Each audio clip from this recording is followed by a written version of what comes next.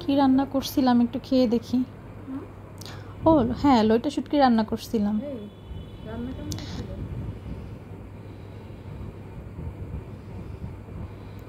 না, রান্নাটা ভালোই হয়েছিল। যাই হোক, আজকে আপনাদের রান্নার রেসিপিটা দেখাই আমি।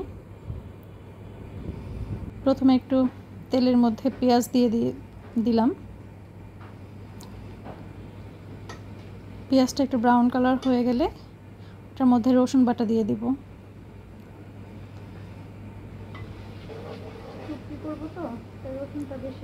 রসুনটা একটু বেশি দিচ্ছি কারণ শুটকি রান্না করব তো, এটা ভালো করে ভেজে নিতে হবে।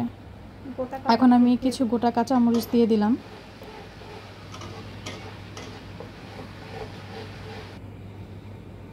অল্প পানি দিয়ে দেব।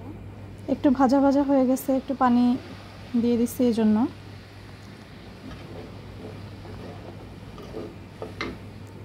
এরপর এটাতে আমি জিরার গুঁড়া দিয়ে দিলাম 1 চামচ,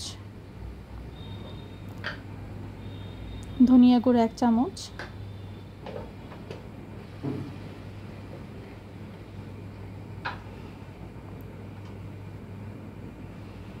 তিন চামচ দিব মরিচের গুঁড়া,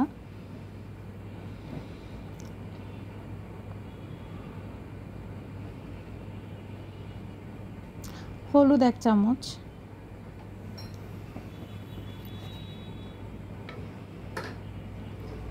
লবণ স্বাদ মতো, আদা বাটা 1 চামচ।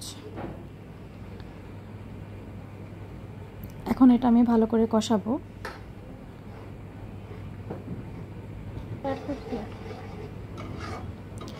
ভালো করে কষানোর পরে তেলটা যখন উপরে চলে আসবে তখন আমি এটার মধ্যে ব্লেন্ড করা টমেটো আছে, আমি সবসময় গ্রেভি করার জন্য টমেটো ব্লেন্ড করে রেখে দিই, এটা দিয়ে দিলাম পরিমাণ মতো।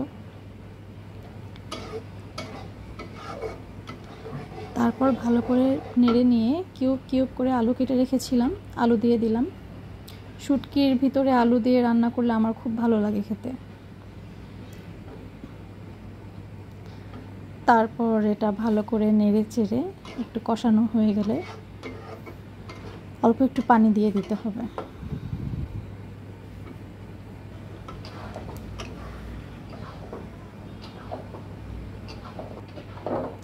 ও পাশে আমি গরুর মাংস রান্না করছিলাম, এটা রেসিপিটা দেখানো হয়নি, ইনশাল্লাহ নেক্সট ভিডিওতে দেখাই দিব। মাংসটা খেতে অনেক মজা হয়েছিল। এখন আমি এটাতে শুটকি দিয়ে দিয়েছি।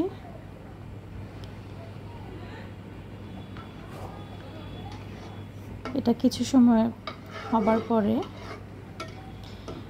এটার মধ্যে আমি কিছু গোটা রসুন রেখেছিলাম কিউব করে কাটা, সেগুলো দিয়ে দিয়েছি। এই রসুনটা শুরুতে দিলে গলে যেত, আমি একটু মাঝের দিকে দেই যাতে গলে না যায়, কিন্তু সুন্দর সিদ্ধ হয়ে যায়, আবার আস্ত থাকে। এটা আমার হাজব্যান্ড, আমার শ্বশুর এরা খেতে খুব পছন্দ করে। যাই হোক, হয়ে গেল আমার রান্না।